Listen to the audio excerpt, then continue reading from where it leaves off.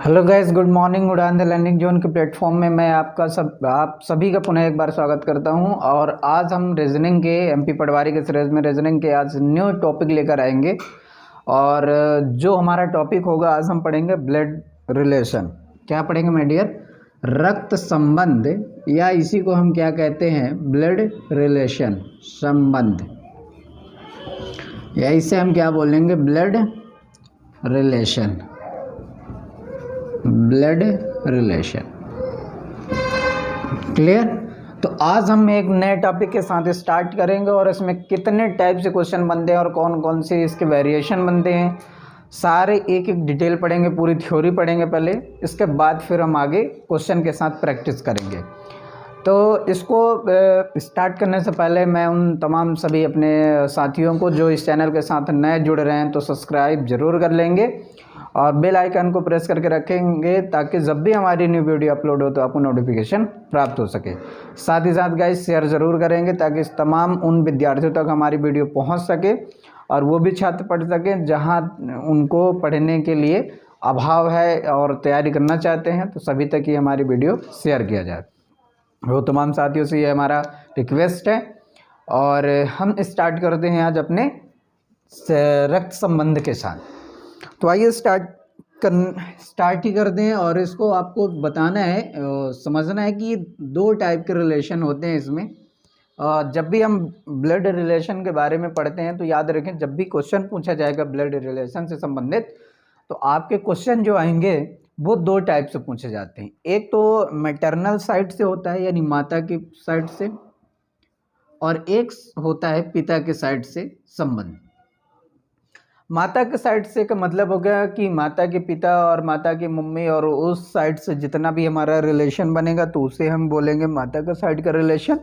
जैसे आपके मामा हो गए, मौसी हो गए और मामी हो गई, ठीक है। तो इस प्रकार के जो रिलेशन हमारा बनेगा वो माता साइड का होगा, यानी मैटरनल रिलेशन वो कहलाएगा। और पिता के साइड से हमारा क्या क्या रिलेशन बनेगा, दादा हो गए, दादी हो गई, और बुआ हो गई, फूफा हो गए, बुआ के बच्चे हो गए, और चाचा हो गए, चाची हो गई। क्लियर? तो ये तमाम जो हमारे रिलेशन बनता है तो वो पिता की तरफ से बनता है। तो दो तरीके से, मैटरनल एंड पैटर्नल, दो तरीके से हमारे रिलेशन बनते हैं। और जो आपके एग्जाम में क्वेश्चन पूछे जाते हैं तो इन्हीं के अराउंड ऑफ क्वेश्चन पूछे जाते हैं। तो ध्यान रखेंगे, एक तो माता की तरफ से होता है और एक पिता की तरफ से। और माता की तरफ से जो रिलेशन बनेगा तो वो माता के पिता होंगे, जिन्हें हम क्या बोलेंगे, नाना। और नाना का विवाह है नानी से, तो ये एक कपल कहलाएगा। फिर इनके पुत्र या पुत्री, तो इनके पुत्र या पुत्री क्या होंगे, या तो हमारे मामा होंगे या तो फिर हमारी मौसी होंगी। क्लियर? मौसी के बच्चे या मामा के बच्चे हमारे क्या होंगे, तो ये कहलाएंगे आपके क्या कहते हैं इनको, भाई बहन, भाई या बहन, भाई या बहन। क्लियर? तो ये तीन तरीके से हमारे क्वेश्चन पूछे जाते हैं। माता के साइड से जब भी क्वेश्चन आएगा तो या नाना नानी के संबंध में आएगा, मामा मौसी के संबंध में आएगा, और मौसी का विवाह है मौसा, तो यहाँ से भी क्वेश्चन बन सकता है, तो ये मौसा। मामा की पत्नी मामी। और ये सेम जनरेशन है। अभी इसके बाद बताऊंगा जनरेशन के कंसेप्ट। अभी फिलहाल रिलेशन समझ लीजिए। माता के हमारी माँ जो होंगी, माता की जगह मैं माँ लिख देता हूँ, तो आपको क्लियर रहेगा कि माँ के पिता नाना और नाना का विवाह नानी से, तो माता पिता कौन होंगे हमारे, नाना नानी। नाना नानी के जो पुत्र या पुत्री होंगी यानी हमारी माँ, और माँ की जो बहन होगी वो मौसी होगी, मौसी की जो विवाह होगा मौसा। और इधर इसी प्रकार भाई होंगे तो मामा, और उनका विवाह होगा तो मामी। क्लियर? तो ये हमारा मामा और मामी का हो गया। और इनके जो पुत्र होंगे वो हमारे कौन कहलाएंगे, भाई या बहन। यदि मैं अपने आप को पॉइंट ऑफ व्यू करता हूँ, फिर मैं अपने से इसको क्लेरिफाई करता हूँ, तो मैं कहाँ हूँ, मैं इस जगह पर हूँ। तो मेरी माँ यानी माँ यहाँ हो गई, माँ के बहन मौसिया, और इधर भाई होंगे तो मामा मामी, और इनके माता पिता होंगे तो नाना नानी। इसी प्रकार हमारे नीचे भी एक जनरेशन बनता है, लेकिन बहुत रेयर केस में ये पूछा जाता है। और इसी तरह इधर से पूछा जाएगा तो इधर के कौन कौन से रिलेशन बनेंगे, तो एक हमारे दादा बनेंगे, दादा का विवाह दादी से, तो दादा और दादी हो गए। इनके पुत्र या पुत्री पिता या पिता के भाई, तो पिता के भाई क्या कौन हो, ताऊ हो जाएंगे। ताऊ मतलब बड़े पिताजी, ताऊ का मतलब क्या हो गया, बड़े पिताजी। फिर इंग्लिश और ऐसे में चाचा हो गए हमारे। फिर और कौन होगा, तो ये इतने ही हमारे बनेंगे, पिता ताऊ चाचा।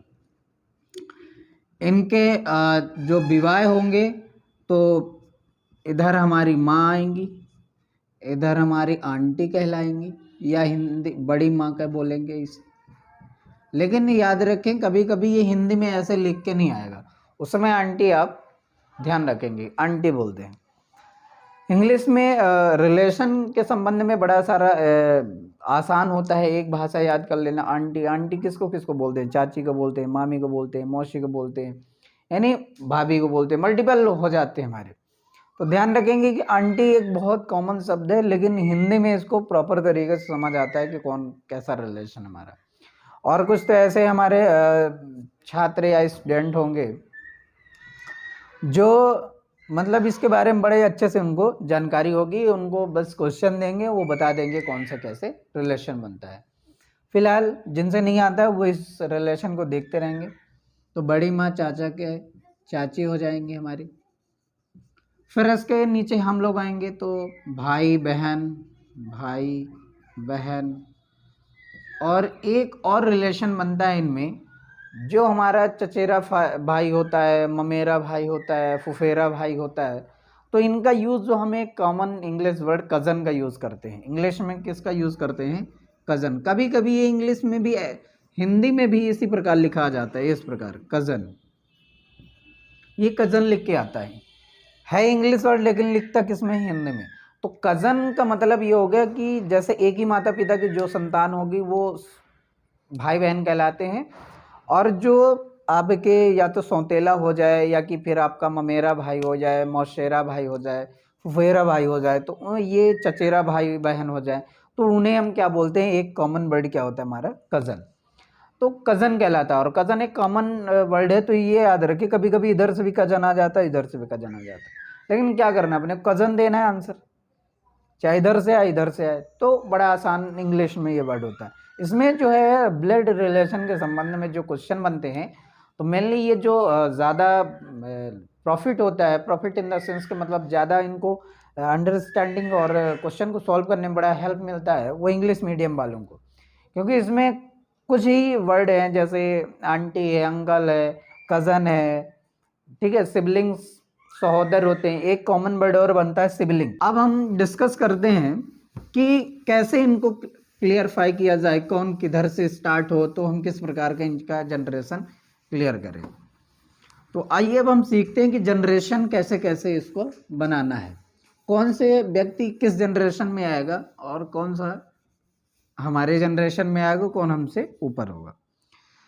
तो हम पॉइंट ऑफ व्यू करते हैं कि मतलब एक पॉइंट करते हैं माता पिता को। तो जो हमारे माता होंगी यानी माँ होंगे, पिता, चाचा, चाची, मामा,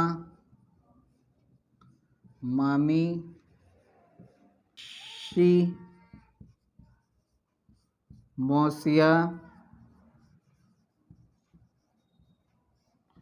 और बुआ,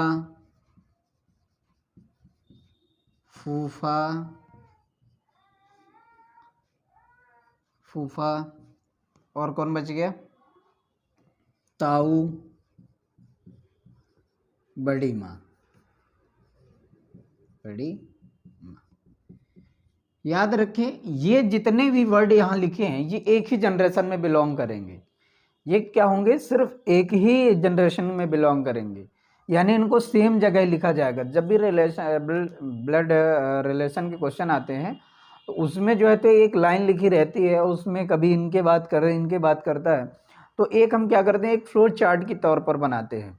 अब फ्लो चार्ट तभी बनता है जब आपका ये जो रिलेशन है वो पता हो कि कौन से रिलेशन जो है हमारे किस जनरेशन में आ रहे हैं। तो यदि जनरेशन आपसे आ रहा है और उनको आप बनाते फ्लो चार्ट के तौर पर बनाना आ रहा है, तो आपको फाइंड आउट करना बड़ा आसान होगा और किसी भी क्वेश्चन का आंसर देना बहुत ही आसान हो जाता है। तो याद रखें, सबसे पहले आपको जनरेशन पता होना चाहिए। तो ये एक ही जनरेशन के लोग कहलाते हैं, याद रखेंगे, चाहे माता पिता हो, चाचा चाची हो, मामा मामी, मौसी मौसिया, बुआ फूफा ताऊ बड़ी माँ, ये सभी क्या होती हैं, सभी एक ही जनरेशन के कहलाते हैं। इसके ऊपर यदि हम जाएं तो यहाँ कौन कौन आता है, तो यहाँ आ गए आपके दादा दादी, दादा दादी, नाना नानी, नाना नानी और ससुर सास और नहीं ये थोड़ा सा नहीं आएगा, ये नहीं आएगा।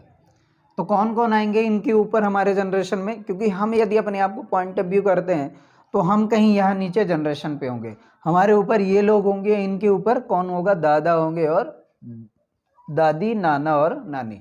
याद रखेंगे ग्रैंडफादर ग्रैंड मदर, ये हमारे हो जाएंगे इंग्लिश में ग्रैंडफादर एंड ग्रैंड मदर। तो ये हमारे क्या कहलाते हैं, ये हमारे माता पिता के ऊपर की जनरेशन कहलाती है। तो इधर सिर्फ दो ही है, क्योंकि ये पैटर्नल साइड से हो गया और ये हमारा किस साइड से हो गया, मैटरनल। तो दो साइड से हम बात करते हैं, मैटरनल एंड पैटर्नल की बात। तो मैटरनल साइड से हमारा क्या हो जाएगा, नाना नानी, और हमारा जो पैटर्नल से हो जाएगा इधर से, तो कौन हो जाएंगे, दादा दादी। इनके नीचे कौन कौन आते हैं, तो आपको मैंने दिखा दिया, माता पिता, चाचा चाची, मामा मामी, मौसिया मौसी, बुआ फूफा ताऊ और बड़ी माँ, ये सभी एक ही जनरेशन के लोग हैं।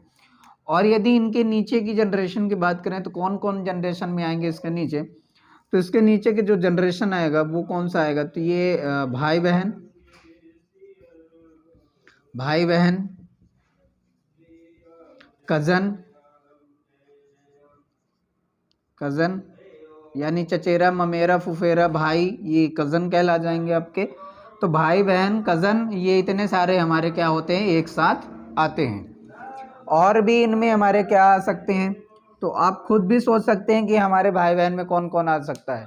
तो चाहे ममेरा का, चाहे मामा का बेटा हो तब भी हमारे कज़न में आ जाएगा, चाहे मौसिया का बेटा हो, मौसी का बेटा हो तब भी हमारे कज़न के साइड आ जाएगा। तो इस प्रकार से हम क्या करते हैं कि एक ही जनरेशन में इन तीनों को इंक्लूड करते हैं। और ये हमारे इसके ऊपर जो है, तो इन सभी एक जनरेशन में इंक्लूड होंगे और इनके ऊपर हमारा ये एक सेम जनरेशन में इंक्लूड होगा।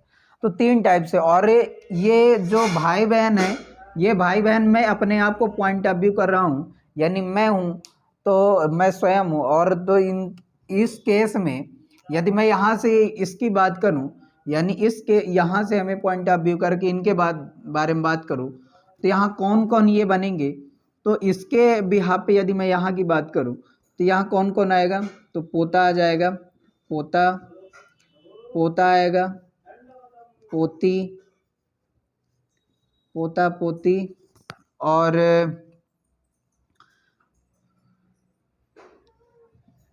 नाती, नाती, नाती, नातिन।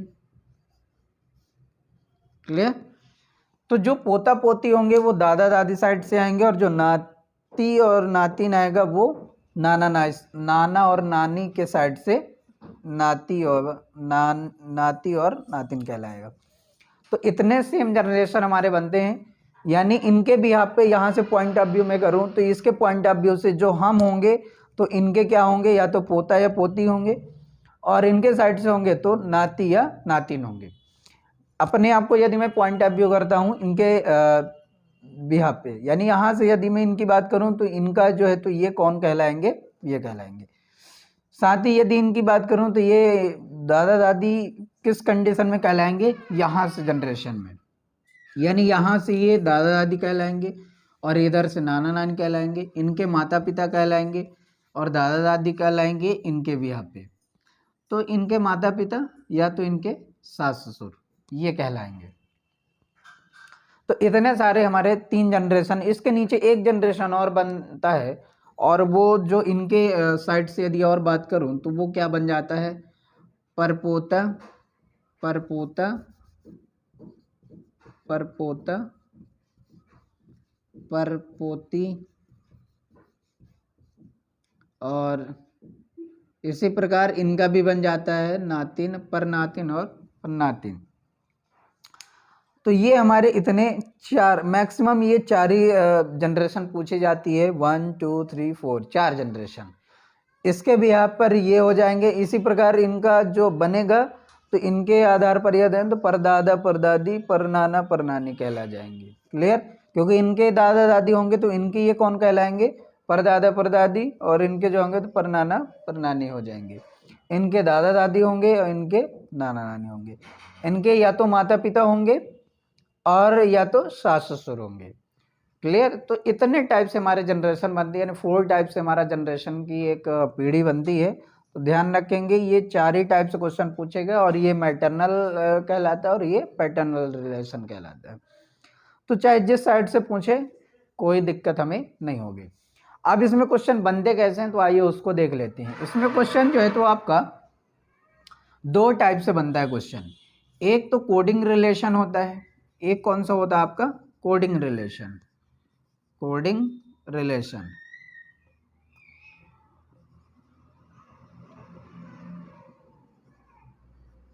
एक आपका कोडिंग रिलेशन, और दूसरा क्या होता है आपका मिक्स। एक मिनट, थोड़ा सा इरेज कर दे। तो आइए देखते हैं कि कितने टाइप से क्वेश्चन बनते हैं। फिर से एक बार, टाइप ऑफ क्वेश्चन, ये 3 टाइप से हम क्वेश्चन बनाते हैं ब्लड रिलेशन के। एक पजल फॉर्म हो गया, दूसरा इंडिकेटिंग फॉर्म हो गया, तीसरा हमारा क्या है, कोडिंग फॉर्म। पजल फॉर्म में क्या क्या आते हैं, पजल फॉर्म में एक स्टेटमेंट दिया होता है और उसमें बड़ा सारा लिखा होता है कि ए बी का पुत्र है, सी डी का है, और डी जो है तो ए का भाई है। इस प्रकार से एक मल्टीपल 4-5 लोग इकट्ठे आके बैठते हैं और उसमें से एक पजल फॉर्म बनता है। तो पजल में भी 2 टाइप से क्वेश्चन बनते हैं, एक सिंपल ब्लड रिलेशन और दूसरा है ब्लड रिलेशन विद प्रोफेशन। एक विद प्रोफेशन का मतलब कि एक व्यवस्थित तरीके से, और ये क्या होता है, सिंपल, एक स्टेटमेंट लिखा रहेगा और जिसमें नॉर्मली लिखा रहेगा और उसके बिहाफ पे आप क्वेश्चन बना सकते हैं। ये क्वेश्चन तभी बनेगा जब मैंने आपको अभी जस्ट दिखाया कि कैसे कैसे उसका जनरेशन डिफाइन होता है। 4 टाइप से जनरेशन बनते हैं, मैक्सिमम 3 से ही पूछा जाता है, लेकिन आपको इस बात का ध्यान रखना है कि लास्ट जो परपोता परपोती एवं पन्नाती परनाती जो बनता है उसको भी आपको ध्यान में रखना है, क्योंकि कभी कभी क्वेश्चन जब ज़्यादा लेंदी बनाता है या कि स्टूडेंट को फंसाने का प्रयास करता है तो उस समय वो लास्ट यानी 4 जनरेशन को भी इंक्लूड कर लेता है। तो इस बात को ध्यान रखेंगे कि जब भी 4 जनरेशन की बात आए तो उसको भी आपको याद रखना है। साथ ही साथ आपको वो एक चार्ट बनाना आना चाहिए, फ्लो चार्ट, क्योंकि वो फ्लो चार्ट जब आएगा तभी इनके बिहाफ पे आप अपना क्वेश्चन बना सकते हैं। तो मैंने क्या कहा कि ये 4 टाइप से आपके क्वेश्चन बनते हैं। एक पजल फॉर्म है, दूसरा 3 टाइप्स क्वेश्चन बनते हैं। एक पजल फॉर्म में होगा इंडिकेटिंग। इंडिकेटिंग फॉर्म का मतलब होता है कि एक पॉइंट करता है कि एक पुरुष जो है तो एक तस्वीर की ओर देखते हुए इशारा करता है, एक महिला को बताता है कि वो जो है तो मेरे माता के पुत्र के बहन है, तो वो पुरुष और महिला का क्या संबंध है। इस प्रकार के जो क्वेश्चन बनते हैं हमारे इंडिकेटिंग फॉर्म आते हैं, वो कौन से हमारे कहलाते हैं, इंडिकेटिंग फॉर्म क्वेश्चन। इधर बैठ जाओ, जाके उधर उधर आके बैठ जाओ। और कोडिंग फॉर्म क्या है हमारा, कोडिंग फॉर्म कहलाता है हमारा कि उसमें कोड करके रखता है कि ए स्टार हैज़, या बोल दिया कि ए स्टार बी, इसका मतलब होता है कि ए जो है बी का भाई है, और दूसरा यदि दे दिया कि बी हैज़ सी, और उसमें बोल दिया कि जो बी है वो सी का पिता है। इस प्रकार की एक कोडिंग बनती है जिसे हम कहते हैं कोडिंग फॉर्म। फॉर एग्जांपल कि मैं कहूँ ए स्टार बी, और इसका मतलब मैं लिख दूं कि ए जो है ए बी का पिता है, बी का पिता है। मैं कहता हूं कि ए हैज़ बी, और इसका मतलब होता है कि ए जो है ए बी का बहन है। तो ये जो कोडिंग कर रहा हूँ, स्टार का मतलब पिता बता रहा हूँ, हैश का मतलब बहन बता रहा हूँ, तो ये हमारे क्या होती हैं, कोडिंग होती हैं। तो इस फॉर्म में जो क्वेश्चन बनते हैं वो कोडिंग फॉर्म कहलाती है। इसमें मल्टीपल सेंटेंस में भी दे सकता है, इस प्रकार भी दे सकता है। तो याद रखेंगे ये हमारा कोडिंग फॉर्म कहलाता है। और ये हमारा इंडिकेटिंग, मैंने पॉइंट ऑफ व्यू बता दिया कि एक तस्वीर की ओर देखता हुआ एक लड़का इशारा करता है कि वो जो व्यक्ति है वो मेरे माता का, पिता का, पुत्र का, इकलौता पुत्र का बेटा है, तो वो और मैं क्या रिलेशन है। तो इस प्रकार के जो क्वेश्चन बनते हैं वो आपके क्या कहलाते हैं, coding form, sorry indicating form कहलाता है। साथ ही पजल फॉर्म में दो टाइप्स क्वेश्चन बनते हैं, मैंने बता दिया, एक simple blood relation and second क्या बनता है, blood relation with profession. Simple blood relation का मतलब क्या है, ये पजल फॉर्म में होगा, 4-5 लोग इकट्ठे बैठे होंगे और उसमें बता रखा होगा कि ए बी का पुत्र है, सी उसकी बहन है, और डी जो है तो सी का कोई संबंध नहीं है। तो उसमें से कोई एक ऐसा रिलेशन निकालने के लिए बोलेगा जो कहीं ना कहीं एक दूसरे से लिंक होंगे। तो इस प्रकार से आपके क्वेश्चन ये 3 टाइप से बनते हैं, और ये जो पजल फॉर्म में ये 2 टाइप से बनता है। तो आप इसको नोट करके रखेंगे, pause the video, note it down, and next हम देखते हैं क्वेश्चन के साथ। चलिए तो क्वेश्चन फर्स्ट लेते हैं और क्वेश्चन के आधार पर देखते हैं, स्टार्ट करते हैं कैसे हमारा ये क्वेश्चन बनेगा। तो मैंने इंग्लिश में लिख रखा है क्योंकि हिंदी में मैं समझाता जाऊंगा, दोनों मीडियम का अपना क्या हो जाएगा, मतलब समझने में सहूलियत हो जाएगी। तो स्टार्ट करते हैं क्वेश्चन को। कह रहे all the 6 member of a family A B C D E and F are travelling together, B are क्या travelling together, B is the son of C, is not the mother of B, A and C are married couple, E is the brother of C, D is the daughter of A, F is the brother of B। ये जो हमारा पहला question है ये puzzle form का है। इसी प्रकार का आपको स्टेटमेंट मिलेगा और आपको अपने क्वेश्चन को फॉर्मेट में बनाना है। तो जैसा मैंने कहा था कि आपको जनरेशन जानना बहुत ज़रूरी है, विदाउट जनरेशन जाने आप किसी भी क्वेश्चन को सॉल्व नहीं कर पाएंगे। तो जनरेशन के हिसाब से और अपनी हिंदी और इंग्लिश दोनों समझते जाइएगा। इसमें ये कह रहा है कि 6 लोग ए बी सी डी हैं, एक सदस्य के लोग हैं, जिसमें कह रहे हैं एक साथ वो क्या कर रहे हैं, यात्राएं कर रहे हैं। उसमें कह रहा है बी जो है तो सी का बेटा है, और कह रहा है जो B is the son of C is not the mother of B. B जो है तो सी का बेटा है लेकिन ये इसकी माँ बी नहीं है। And A and C are married, A और सी क्या हैं, विवाहित जोड़े हैं। साथ में कह रहा है A is the brother of C, A जो है तो सी का भाई है। And D is the daughter of A, D जो है तो ए का पुत्री है। And F is the brother of B, F जो है तो बी का क्या है, भाई है। तो इसको स्टार्ट करते हैं अपने स्टेटमेंट के आधार पर और लगाते हैं। तो जैसा जैसे कहेगा वैसे हम लिखते जाएंगे। तो हम स्टार्ट करेंगे यहाँ से, क्योंकि ये आपको बताया गया कि एक फैमिली है। अब इसमें रिलेशन स्टार्ट करेंगे यहाँ से। बोलेगा B is the son of C, B जो है सी का क्या है, पुत्र है। तो सी चूंकि पुत्र है, सी का पुत्र है, कौन है, बी। तो एक चीज़ और याद रखेंगे, मेल एंड फीमेल के कंसेप्ट में कैसे हम करेंगे। तो यदि मेल होगा तो उसको आप इस प्रकार एक ब्रैकेट में बंद कर लीजिएगा, या कि अपने हिसाब से जो भी आपको कोडिंग करना होगा, आप ब्रैकेट बनाना चाहते हैं या कि ट्रायंगल में बनाना चाहते हैं या कि रेक्टेंगल में बनाना चाहते हैं, या प्लस माइनस जो भी आपको समझ आए, अपने सहूलियत के हिसाब से आप उसको कर सकते हैं। मेल को आप ट्रायंगल में कर सकते हैं, फीमेल को आप रेक्टेंगल में कर सकते हैं, सॉरी ट्रायंगल में। या तो इसमें मेल को आप प्लस बना सकते हैं और फीमेल जहाँ होगा वो क्या हो जाएगा, माइनस हो जाएगा। और एक और भी सबसे बड़ी बात कि जब भी ब्लड रिलेशन में कोई भी क्वेश्चन आए तो जब तक वो बोलेगा नहीं तो आप अपने हिसाब से उसका मेल फीमेल नहीं कर देंगे। यदि मान के चलिए आपको दे दिया रोहित और उसमें नहीं बताया गया कि रोहित क्या है, मेल है कि फीमेल, तो रोहित को देख कर आप अपने से अज्यूम नहीं कर लेंगे कि रोहित जो है तो क्या है, मेल है। क्योंकि मेनली क्या होता है कि जब हम अपने दैनिक जीवन में आते हैं तो ऐसे नाम हमेशा किनके होते हैं, लड़कों के होते हैं। रोहित, राहुल, ऐसे नाम। लेकिन जब भी आप रिलेशन में जाएंगे तो आपको भी पता है कि आज के डेट में चाहे मेल हो या फीमेल, अपने हिसाब से कोई भी नाम रख सकता है। राहुल लड़की हो सकती है, रोहित भी लड़की हो सकती है, और मतलब कोई भी नाम कोई रख सकता है। तो आप नाम के आधार पर उसे जेंडर कैटेगराइज नहीं करेंगे, इसलिए इसको जरूर ध्यान रखें। जब तक वो बोला ना जाए कि वो मेल है कि फीमेल, तब तक अपने से अज्यूम नहीं करना है कि वो कौन है, मेल एंड फीमेल। तो अब चलिए स्टार्ट करते हैं इस क्वेश्चन को। कहता है कि B is the son of C. B जो है, मैं प्लस किए दे रहा हूं, बी जो है सन है किसका, सी का। तो सन होगा तो नीचे ही होगा। और जैसा मैंने कहा जनरेशन कंपलसरी है आपको जानना कि कौन से जनरेशन में है। तो जो पुत्र हो गए, यानी ये जो पुत्र है यानी मेल है, तो मेल के लिए मैंने प्लस कर दिया।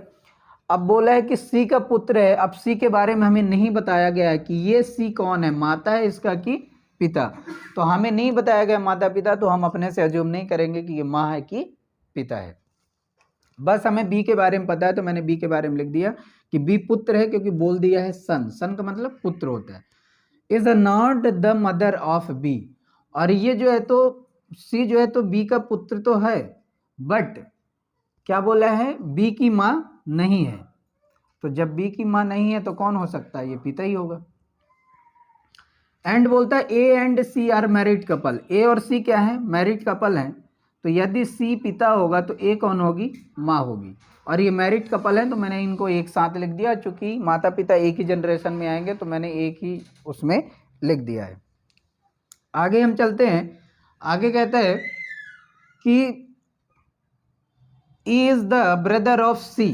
ई जो है सी का भाई है, यानी सी का भाई होगा तो सेम ही जनरेशन में आएंगे। तो आप इसको ई को भी यहाँ लिख दें। तो कह रहा है कि E is the brother of. E क्या है, ब्रदर है, पहले से बोल दिया है ब्रदर है, इसलिए मैं इसके सामने प्लस करता हूँ, क्योंकि ये क्या है, मेल है। कौन है, मेल है। तो E is the brother of C. C का ये क्या है, भाई है, तो मैंने प्लस कर दिया। जितने भी मेल जेंडर वाले होंगे उनकी जगह में प्लस करूंगा, जो फीमेल वाले होंगे उनकी जगह में माइनस किए दे रहा हूँ। तो E is the brother of C. C का भाई कौन है, ई है। D is the daughter of A. D जो है ए का क्या है, पुत्री है। तो ए की पुत्री जो होगा कौन, डी। और पुत्री है यानी माइनस, ये जेंडर हमारा फिक्स हो गया कि डी क्या है, फीमेल है, डी। आगे कहते हैं F is the brother of B. F जो है बी का भाई है। तो एफ कहाँ रखेंगे हम, क्योंकि बी का भाई है तो इसके सेम जनरेशन में आएगा। और ये चूंकि क्या है, एफ भाई है, तो भाई है तो मुझे इसके बारे में पता है, जेंडर मेल है। अब मैंने क्या किया है कि बी, डी और एफ को एक ही जनरेशन में रखा है। क्यों, क्योंकि आपको पता होना चाहिए बी का भाई होगा तो एक ही जनरेशन में आएंगे, भाई जो भी होंगे वो सेम ही होंगे जनरेशन में। और ये एक ही पुत्री है, एक ही पुत्री है, मतलब ये दोनों कपल हैं, मैरिड है, अविवाहित हैं, और एक ही माता पिता के दो संतान है, मतलब ये दोनों ही क्या कहलाएंगे, भाई बहन कहलाएंगे। तो ये इसकी ये बहन है इसकी, और ये इसका भाई है, मतलब ये दोनों भाई हैं आपस में, और इन दोनों की ये बहन है। अब इसके बिहाफ पे आपसे क्वेश्चन पूछेगा। तो क्वेश्चन नंबर फर्स्ट है, कहता है how many child does she have. Question पहला कह रहा है, क्वेश्चन नंबर फर्स्ट, थोड़ा सा वीडियो पॉज कर लो।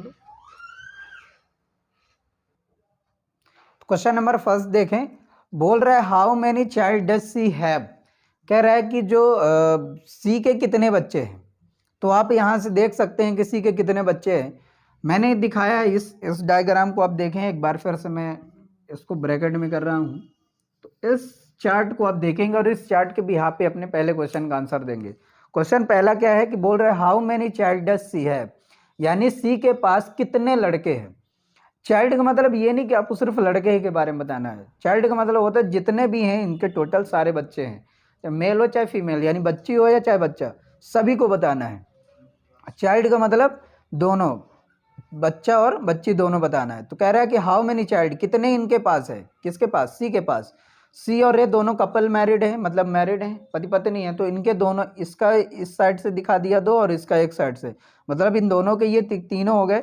तो इसमें आपका जो आंसर होगा टोटल कितने बच्चे होंगे, 3 बच्चे होंगे। यानी सी के पास टोटल कितने बच्चे हो गए, 3। आगे बोलता है which of the following represent a married couple. इसमें कह रहा है कि ये जो आपका फ्लो चार्ट है इस फ्लो चार्ट में आप देखें कितने ऐसे जोड़े हैं जो विवाहित हैं। तो आप देखेंगे ऐसे कितने जोड़े हैं, तो ये तो भाई बहन हो गए, ये भाई भाई हो गए, ये भाई बहन हो गए, ये भी भाई बहन हो गए, ये इसका भाई है। तो इसमें कपल जो है मैरिड कपल कितने हैं, सिर्फ एक ही है, सी से ए का विवाह हुआ है, मतलब एक ही कपल है। तो which are the following represent a married couple, तो ओनली वन, तो केवल एक ही ऐसा जो कपल है जो कैसा है, मैरिड है। आई होप कि यू अंडरस्टैंड, आप समझ पा रहे होंगे कि ये इसमें क्या क्वेश्चन पूछ रहा हो, इसके आंसर क्या है। एंड नेक्स्ट क्वेश्चन देखते हैं, और नेक्स्ट क्वेश्चन कह रहा है कि how is the E related to F. Question कह रहा है हाउ इज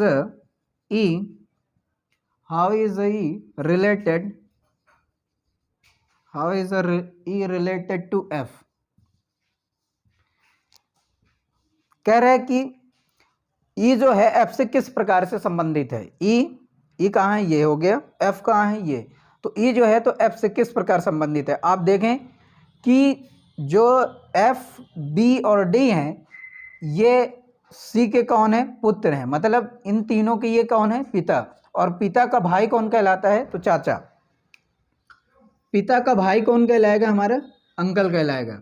अब इसमें ताऊ भी हो सकता है, यानी जिसे हम बड़े पापा बोलते हैं, और हमारा ये पिता से छोटा हमको तो चाचा बोलते हैं, पर एक इंग्लिश में कॉमन वर्ड होता है अंकल। तो याद रखेंगे ये हमारा क्या कहलाएगा, अंकल कहलाएगा।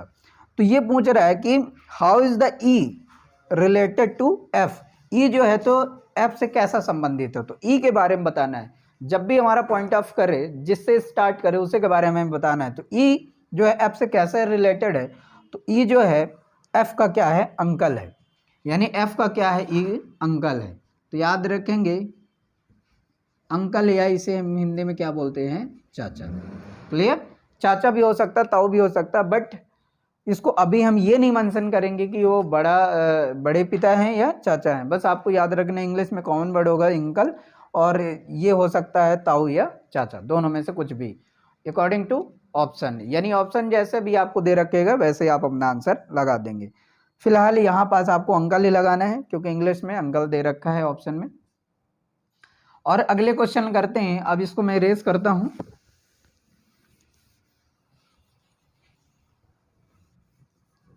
और ये फ्लो चार्ट आपका काम करेगा, इससे मल्टीपल क्वेश्चन बनते हैं। याद रखें, जब भी पजल से रिलेटेड, जब भी आपके रक्त संबंध से क्वेश्चन आते हैं, तो पजल में 5 क्वेश्चन पूछे जाते हैं, यानी एक ही क्वेश्चन के 5 क्वेश्चन बनेंगे। ये स्टेटमेंट होगा, ये पूरा लिखा हुआ क्या कहलाता है, स्टेटमेंट। ये पूरे स्टेटमेंट से 5 क्वेश्चन, मैंने 3 क्वेश्चन सॉल्व करा दिए, अभी 2 क्वेश्चन और है। तो नेक्स्ट क्वेश्चन है आपका, how many brothers does F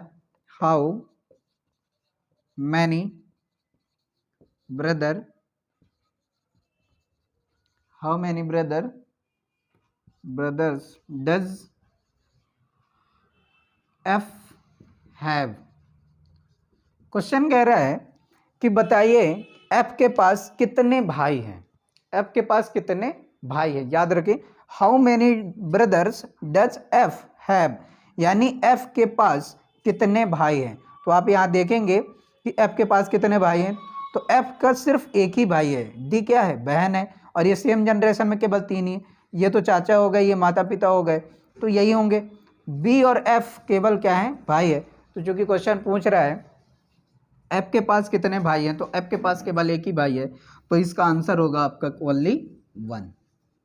1 ही इसका आंसर होगा कि केवल और केवल एक ही भाई है किसके पास, एफ के पास। एंड लास्ट क्वेश्चन देखते हैं, और लास्ट क्वेश्चन कह रहा है कि among the who is the son of A, among them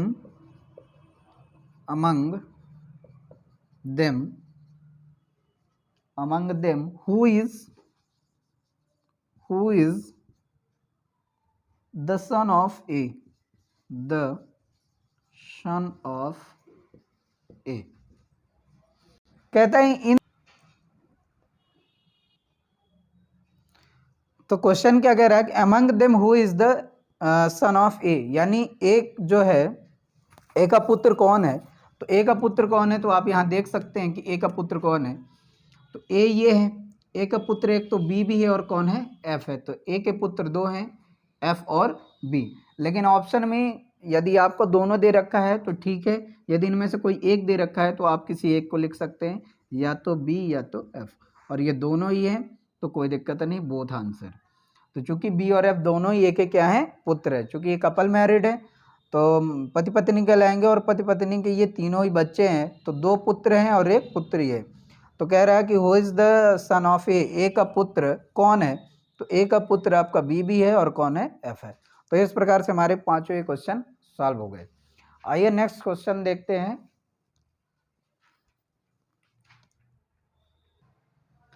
चलिए तो नेक्स्ट क्वेश्चन देखते हैं, और सेकंड क्वेश्चन है, कह रहा है कि M is the son of P, मैं हिंदी में भी बोलूंगा इंग्लिश में भी ध्यान रखेंगे, कि M is the son of P, Q is the granddaughter of O, who is the husband of P, how is the M related to O. कह रहा है कि जो पी है, सॉरी एम जो है पी का पुत्र है, एम कौन है, पी का पुत्र है, और क्यू जो है ओ की नाती है। पी क्यू जो है ओ का क्या है, नाती है, एंड ओ जो है हस्बैंड है किसका, सॉरी पी जो है तो हस्बैंड है किसका, ओ का। O who is the husband of P, sorry O जो है पी का क्या है, पति है, और कह रहा है how is M related to O, M जो है ओ से किस प्रकार से संबंधित है।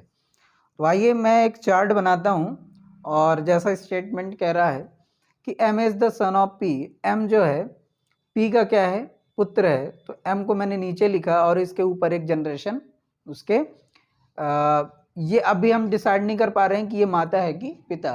मैंने एक पहला सिंबल बनाया कि एम से पी का इस प्रकार का जनरेशन बनेगा। एंड आगे बोला Q is the grand daughter, Q जो है ये नाती है, वो नातिन है या कि पोती है, ग्रैंड डॉटर का मतलब पोती, यानी ये पोती है किसका, क्यू का, सॉरी क्यू पोती है किसका, ओ का। तो ओ का पोती होगा, मतलब क्या होगा, या तो इसी के जनरेशन में होगा कहीं इधर, या तो कहीं इधर। अभी ये डिसाइड नहीं है, मगर ये डिसाइड है क्यू यदि यहाँ है तो ओ या तो इधर होगा या तो इधर होगा, लेकिन पी से किस प्रकार संबंधित है इसके बारे में अभी हमें जानकारी नहीं है। आगे पढ़ते हैं। कह रहा है कि हु का मतलब होता है यहाँ जो, ये कंजंक्शन है, और जो मीनिंग दे रहा है आपको किसका, जो का, और जो का मीनिंग बता रहा है कि मतलब इसी के बारे में। Who is the husband of, यानी ओ जो है वो हस्बैंड है किसका, पी का, यानी पी का हस्बैंड है ओ, अरे ओ हस्बैंड है, मतलब ये प्लस मैंने कर दिया, जेंडर कैटेगराइज भी करता गया हूं मैं साथ साथ, यानी इसको प्लस बना दिया तो इसको माइनस का मतलब ये पति है, तो ये क्या होना है, पत्नी। तो ये कुल मिला क्या हो गए हमारे, कपल मैरिड, मतलब ये कपल जो है तो मैरिड है। अब ये पति पत्नी हो गए, और इसका ये पुत्र है, और ये कौन है, ग्रैंड डॉटर, मतलब नाती, ओ सॉरी नातिन है, या पोती कहें, पोती, पोती, तो क्यों जो है पोती। अब आगे क्वेश्चन पूछ रहा है how is M related to O, M जो है ओ से किस प्रकार संबंधित है। तो एम और ओ के बारे में आप देखें कि ये इसका माँ हो गई अब, और माँ का पति कौन कहलाएगा, पिता। तो मैं कहूँगा M is related to, M is related किससे, ओ से, एम इज रिलेटेड टू, या ऐसे लिख दूं M is son of, M is son of O, ये भी हमारा आंसर हो जाएगा कि एम क्या है, ओ का पुत्र है। क्लियर। तो रिलेटेड न लिख के मैं ऐसे भी लिख सकता हूं कि M is the son of O, यानी एम जो है तो ओ का पुत्र है। तो ये थे हमारे कौन से, पजल से संबंधित 2 क्वेश्चन। और अब हम सीखेंगे, ये सिंपल पजल से थे, और अगला जो हमारा होगा पॉइंटिंग रिलेटेड क्वेश्चन। तो पहले नोट डाउन कर लें और अगला क्वेश्चन देखते हैं।